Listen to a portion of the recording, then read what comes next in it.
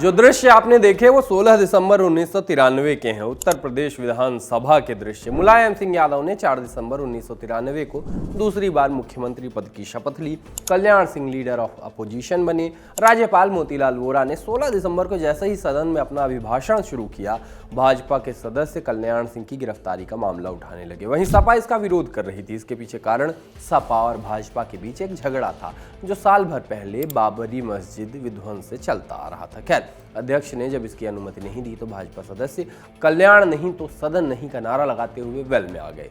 कागज के गोले अध्यक्ष की तरफ फेंके जाने लगे। राज्यपाल मोतीलाल वोरा अपना अभिभाषण पूरा नहीं कर सके। हंगामा और तेज हुआ। उत्तर प्रदेश विधानसभा के माननीय सदस्य एक दूसरे को माइक मारने लगे। पूरे सदन में रेसलिंग का एरीना सा दृश्य बन गया। इस हाथापाई में अध्यक्ष केसरीनाथ त्रिपाठी समेत 33 विधायक घायल हुए थे। जो कुछ उसके बाद हुआ वो इतिहास तो बन ही गया। नमस्ते, मैं हूं आशीष और आप देख रहे हैं जटिलता का विलोम और सरलता का पर्यायवाची आसान भाषा में। Brought to you by Sensodyne K. Sensodyne toothpaste for sensitive teeth. बाबा साहब भीमराव अम्बेडकर ने 25 नवंबर 1949 को संविधान सभा के अपने अंतिम भाषण में एक बात कही थी। संविधान की सफलता सिर्फ उसके नेचर पर निर्भर नहीं करती, बल्कि जो लोग और राजनीतिक दल उसे चला रहे हैं उन पर भी निर्भर करती है। मतलब साफ था, संविधान तभी बढ़िया ऑपरेट करेगा जब संसद में बैठे माननीय पार्टी पॉलिटिक्स से ऊपर उठेंगे, संसदीय मूल्यों के तहत काम करेंगे। लेकिन क्या ऐसा होता है? नजर तो कुछ और ही आता है। 73 सालों के संसदीय इतिहास में क्या संसद अपनी पूरी एफिशिएंसी से काम कर रही है? माने क्या प्रश्न काल में प्रश्न हो रहे हैं, देश को उत्तर मिल रहे हैं? जो कानून देश के लोगों पर हर रोज असर डालते हैं, क्या उन पर जमकर सही बहस हो रही है? सभी पार्टियों, सभी सांसदों को हर वर्ग की बात रखने का बराबर मौका मिल रहा है क्या? संसद कितने दिन काम कर रही है? सांसद कितने दिन आ रहे हैं? चर्चा में कितना इन्वॉल्व हो रहे हैं? इस सब का जवाब आपको देते हैं फैक्ट के जरिए। पहली लोकसभा साल में औसतन 135 दिन बैठी, वहीं पिछली यानी 17वीं लोकसभा केवल 55 दिन बैठी। पार्लियामेंट डिसरप्शन की बात करें तो 1963 में पहली बार ऐसा देखा गया जब कुछ सदस्यों ने मिलकर लोकसभा की कार्रवाई में हंगामा मचाया। वहीं जुलाई से अगस्त 2025 के बीच हुए मानसून सत्र में संसद केवल 21 दिन सुचारू रूप से चल पाई। बाकी का 2/3 सत्र स्थगित कर दिया गया। 17वीं लोकसभा जो 2019 से 2024 तक चली, इसमें केवल 16% बिल स्टैंडिंग कमेटी को स्क्रूटनी के लिए भेजे गए, जबकि 15वीं लोकसभा जो 2009 से 2014 तक चली थी, उसमें 71% से ज्यादा स्क्रूटनी के लिए भेजे गए थे। डिसरप्शन, स्क्रूटनी, स्थगन, कौन सी बात का मतलब क्या, ये किस तरह से आप पर असर डालती है, ये अगर आंकड़ों से समझ ना आया हो तो मत घबराइए। It's not you, it's me. समझाता हूं, मैं वॉकआउट नहीं करूंगा, मैं सांसद नहीं हूं ना। लेकिन उससे पहले आपको समझना होगा भारतीय लोकतांत्रिक राजनीति को। संविधान के आर्टिकल 79 ने तय किया कि भारतीय संघ की एक संसद होगी, एक ही राष्ट्रपति होंगे और 2 होंगे सदन। इनको कहा गया काउंसिल ऑफ स्टेट्स और हाउस ऑफ पीपल, माने राज्यसभा और लोकसभा। ऐसे ही राज्यों के लिए आर्टिकल 168, यहाँ होते हैं गवर्नर और सदन होता है विधानमंडल। ये होता है 2 तरह का, विधान परिषद और विधानसभा। यहाँ एक कैच है, आंध्र प्रदेश, तेलंगाना, बिहार, कर्नाटक, महाराष्ट्र और उत्तर प्रदेश, ये 6 राज्य ऐसे हैं जहां विधानसभा और विधान परिषद दोनों है, माने द्विसदनीय विधायिका है। इसके बारे में किसी अगली क्लास में जानेंगे। फिलहाल ये याद रखिए कि एमएलसी के बेटे ने तोड़ा ट्रैफिक रूल। इस तरह की जो खबरें आती हैं वो सिर्फ इन्हीं 6 राज्यों से आएंगी। बाकी राज्यों में होती है केवल विधानसभा, विधानसभा में होते हैं विधायक। इसीलिए ज्यादा संख्या में देश भर में लोग कहते मिलते हैं चाचा विधायक है हमारे। देश में संसद समेत विधानमंडल के साल भर में मोटे तौर पर 3 सत्र होते हैं। बजट सत्र, ये जनवरी अप्रैल के बीच, मानसून सत्र जुलाई से अगस्त के बीच, और तीसरा होता है शीतकालीन सत्र जो नवंबर दिसंबर तक चलता है। ये कम या ज्यादा हो सकते हैं, लेकिन भारतीय संविधान के आर्टिकल 85 के मुताबिक किन्हीं भी 2 सत्रों के बीच 6 महीने से ज्यादा का अंतर नहीं होना चाहिए। आमतौर पर हर दिन संसद की शुरुआत होती है क्वेश्चन आवर से। इसमें सदस्य मंत्रियों से जरूरी मुद्दों पर सवाल पूछ सकते हैं। उसके बाद आता है 0 आवर, जिसमें बिना नोटिस के जरूरी विषयों पर चर्चा होती है। फिर शुरू होता है एजेंडा ऑफ द डे। लेकिन होता क्या है? हंगामा। कार्यवाही पहले 2 बजे तक के लिए फिर पूरे दिन के लिए स्थगित कर दी गई, ऐसे अपडेट दिखते हैं। दिखता है वॉकआउट या वेल में कूदने जैसे दृश्य। पहला सवाल ये उठता है कि इस सब से क्या सिर्फ संसद के कामकाज में कमी आती है या फिर राज्यों के विधानमंडल भी संसद को ही कंपटीशन दे रहे हैं। 2018 में छपी PRS लेजिस्लेटिव रिसर्च की रिपोर्ट देखिए। इसमें बताया गया कि 2011 से 2017 के बीच स्टेट लेजिस्लेचर हर साल औसतन 26 दिन बैठी। वहीं सबसे ज़्यादा विधायकों वाले राज्य उत्तर प्रदेश की बात करें तो 1950 से 2017 तक एवरेज सिटिंग डेज गिरते चले गए। 1950 से 60 के बीच हर साल औसतन 83 बैठकें हुई, फिर 2011 से 17 में गिर के 24 हो गई। ध्यान दीजिएगा कि ये 2011 से 17 का डेटा है, केवल 7 साल का।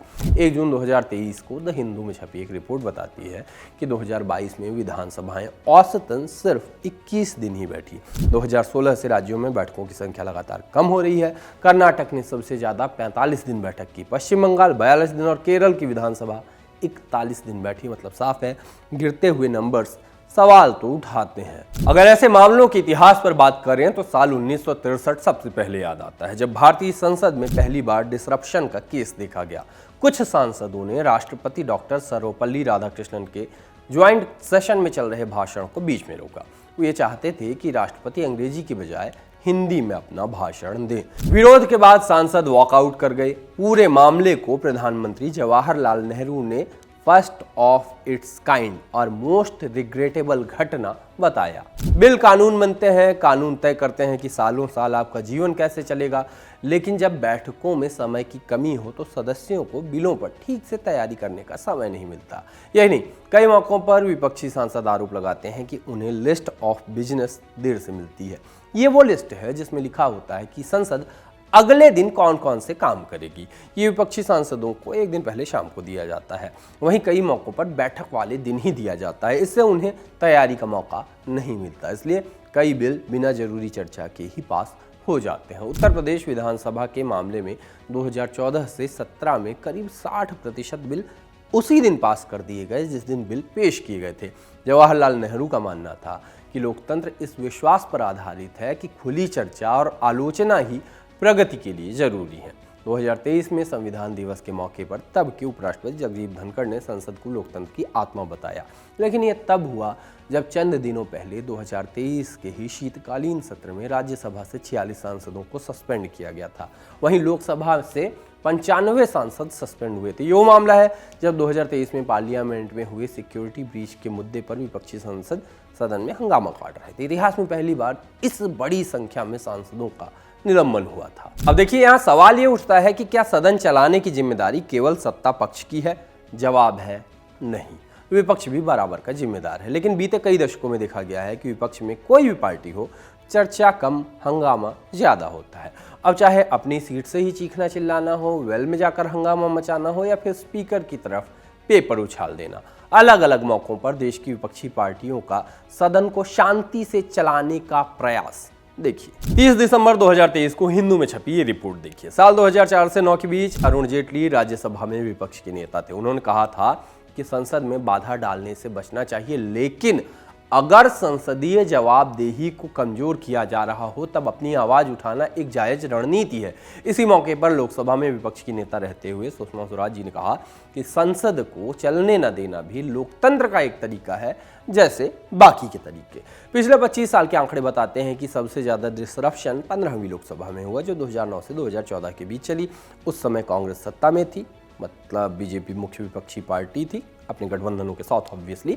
इस दौरान लोकसभा के कुल कामकाज का 50% से ज्यादा हिस्सा डिसरप्शन में चला गया। वहीं राज्यसभा में 40% से ज्यादा टाइम डिसरप्ट हुआ, जो 2004 से 23 के 4 लोकसभा में सबसे ज्यादा है। 15वीं लोकसभा के 6वें सेशन में तो 90% से ज्यादा टाइम डिसरप्शन में चला गया। विपक्ष कॉमनवेल्थ गेम्स, 2G स्पेक्ट्रम आवंटन और आदर्श हाउसिंग सोसाइटी घोटालों की जांच के लिए JPC यानी ज्वाइंट पार्लियामेंट्री कमेटी की मांग कर रहा था। दूसरी तरफ सत्ता में बैठी थी UPA 2 हर बार की तरह चीजें सामान्य है कहती रही। बहरहाल 2014 के बाद से कांग्रेस विपक्ष की मुख्य पार्टी बनी हुई है, लेकिन अपने तजुर्बों से सबक नहीं ले पाई। इसी साल 2025 के मानसून सत्र का हाल देखिए।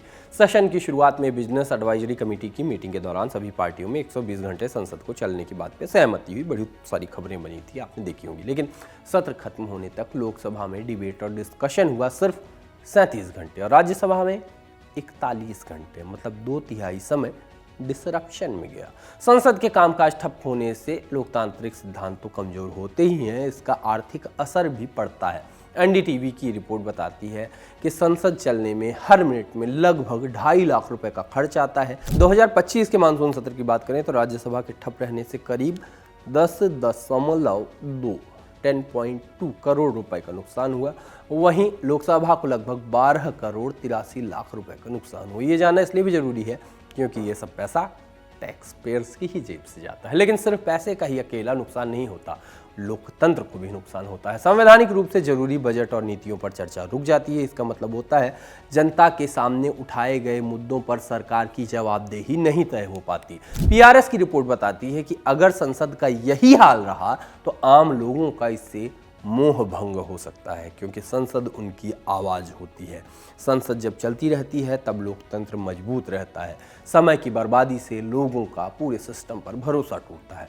क्या सत्ता में बैठे दल ही हमेशा सही होते हैं, ये भी समझते हैं। पार्लियामेंट्री स्टैंडिंग कमेटी वो स्थायी समिति होती है जो संसद के सदस्यों से बनती है। इनका काम है सरकार के विभागों में हो रहे कामकाज की निगरानी रखना, उनसे जुड़ी गड़बड़ियों की जांच करना, नए सुझाव देना और नए नियम कानून का मसौदा यानी ड्राफ्ट तैयार करना। इसके मेन काम है बिलों और बजट के मसलों की गंभीरता से समीक्षा करना। 17वीं लोकसभा में सरकार के केवल 16% बिल जांच के लिए इन कमेटियों को भेजे गए। बीते कई सालों में ये आंकड़े सबसे कम रहे। 16वीं लोकसभा 2014 से 19 के बीच 27%, 15वीं लोकसभा 2009 से 14 में 71% और 14वीं लोकसभा 2004 से 9 में 60% बिल समितियों को भेजे गए थे। ऐसे में ये दिखता है कि सरकार संसद की प्रक्रिया को मजबूती से अपने हाथ में पकड़े रखना चाहती है। ये विपक्ष को कमजोर दिखाता है। ऐसे में ब्रिटेन की संसद जैसा मॉडल अपनाया जा सकता है, जहां विपक्ष के लिए खास दिन मनाए जाते हैं, जब विपक्ष तय करता है कि उस दिन का एजेंडा क्या होगा। वहीं ब्रिटिश पार्लियामेंट साल में करीब 150 दिन काम करती है, जबकि दुनिया के सबसे बड़े लोकतंत्र में साल में लगभग 70 दिन ही संसद चलती है। दुनिया भर की संसदों में अपनाई जा रही अच्छी प्रथाओं को हमें भी अपनाना चाहिए। मसलन अमेरिका समेत कई डेवलप्ड डेमोक्रेसीज में सांसदों को अपनी रिसर्च टीम रखने की सुविधा दी जाती है। इसके लिए सरकारें सांसदों को अलग से फंड भी उपलब्ध कराती हैं ताकि उनकी टीम संसद में चल रही बहसों के लिए उनको बेहतर तरीके से तैयार कर सके। इससे बहस की गुणवत्ता बढ़ती है। भारतीय लोकतंत्र की असल ताकत संसद में बसती है, लेकिन हाल के सालों में संसद का कामकाज लगातार डिसरप्शन और राजनीतिक टकराव का शिकार हो रहा है। कई दशकों से देश की संसद समेत विधानसभाओं में ऐसे कई मौके आए जिसने कई सवाल खड़े किए। इससे जुड़े कुछ किस्से सुनिए। 24 नवंबर 2009 को राज्यसभा में सपा नेता अमर सिंह और भाजपा के एसएस अहलूवालिया में हाथापाई हो गई। सदन में बाबरी मस्जिद के विध्वंस पर लिब्राहन आयोग की रिपोर्ट पेश की जानी थी। सदन में जैसे ही गृह मंत्री पी चिदम्बरम रिपोर्ट पेश करने उठे, भाजपा सदस्यों ने नारे लगाने शुरू कर दिए। इससे सपा सांसद अमर सिंह भड़क गए और अपने सहयोगियों को लेकर भाजपा के वरिष्ठ सदस्य एसएस अहलूवालिया के पास पहुंचे और कॉलर पकड़ते हुए नजर आए। मामला हाथ से निकलता इसके पहले सहयोगियों ने दोनों को अलग अलग कर दिया। 5 सितंबर 2012 को राज्यसभा में SC/ST कोटा बिल पेश किए जाने के दौरान बीएसपी सांसद अवतार सिंह और एसपी सांसद नरेश अग्रवाल के बीच हाथापाई हुई। एक मामला गुजरात विधानसभा का भी देखिए। 14 मार्च 2018 को क्वेश्चन आवर के बाद कांग्रेस और भाजपा विधायकों ने एक दूसरे पर थप्पड़ और लात घूंसे बरसाए। अपशब्द भी बोले गए। एक विधायक ने माइक भी तोड़कर सदस्यों की ओर फेंक दिया। पूर्व प्रधानमंत्री अटल बिहारी वाजपेयी ने कहा था, सरकारें आएंगी जाएंगी मगर ये देश रहना चाहिए, उसका लोकतंत्र रहना चाहिए। ये बताता है कि संसद तभी मजबूत होगी जब सभी राजनीतिक दल ये समझेंगे कि वो जनता के प्रतिनिधि हैं, न कि केवल पार्टी पॉलिटिक्स के खिलाड़ी। संसद की एफिशिएंसी कैसे बढ़ सकती है, अपने सुझाव हमें कमेंट बॉक्स में बताइए। आज के शो में इतना ही। ये शो आपके लिए लाए थे हमारे साथी अभिलाष। देखते रहिए दी ललन टॉप।